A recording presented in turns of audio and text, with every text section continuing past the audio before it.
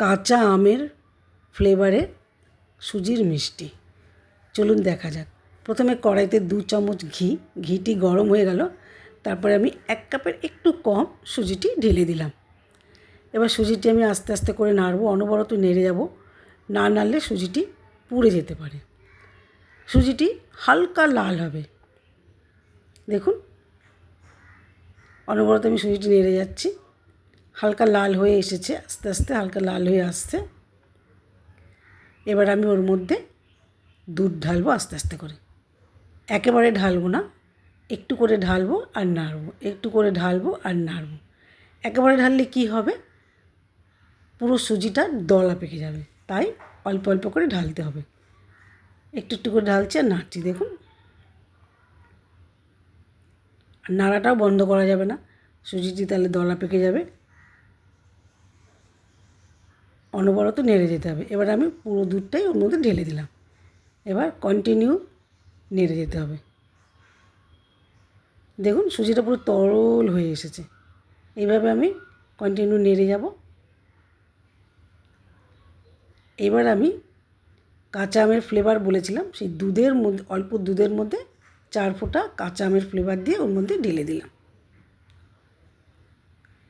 দেখুন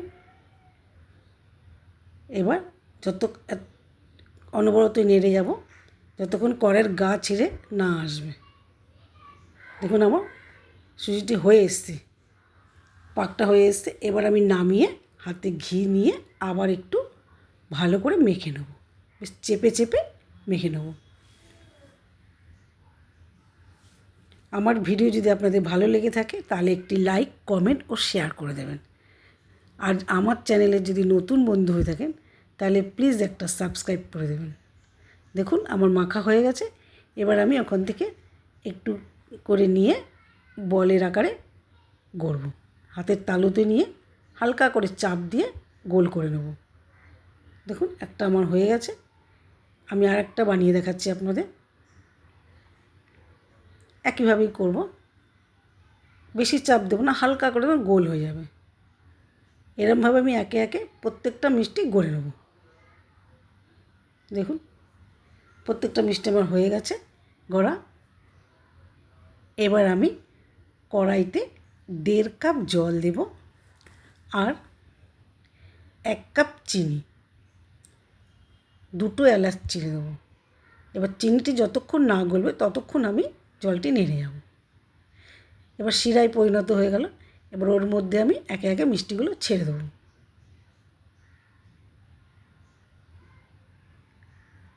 আমার মিষ্টিগুলো দেখুন কত সুন্দর টকবক করে ফুটছে শিরাটা। এবার আমি একটু ঢেকে দেব।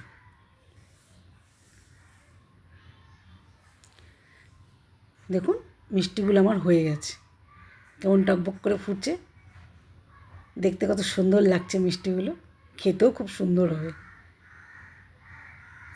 এবার আমি মিষ্টিগুলো নামিয়ে নেব। ওর উপর দিয়ে আমি নারকেলের গুঁড়ো একটু ছিটিয়ে দেবো। কত লোভনীয় দেখতে লাগছে দেখুন। আশা করি আমার ভিডিওটি আপনাদের ভালো লেগেছে। একটি লাইক, কমেন্ট, শেয়ার করে দেবেন প্লিজ। একটা কেটেও দেখাচ্ছি দেখুন।